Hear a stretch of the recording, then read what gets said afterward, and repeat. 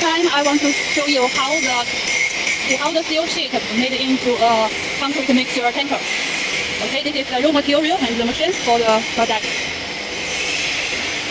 This is the raw steel. And the brick, I think. And the inside. Oh, that's it.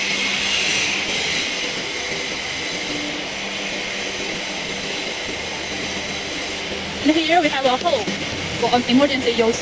When the truck has some problem and stop works, we can release all the materials from the tanker from this hole.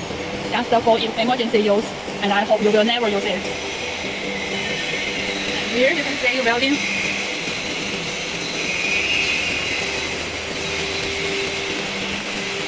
And here to roll it and weld the inside leaves.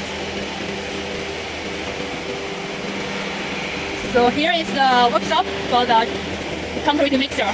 Later on, I will show you more about how a truck was made out. Okay, so much for today. See you.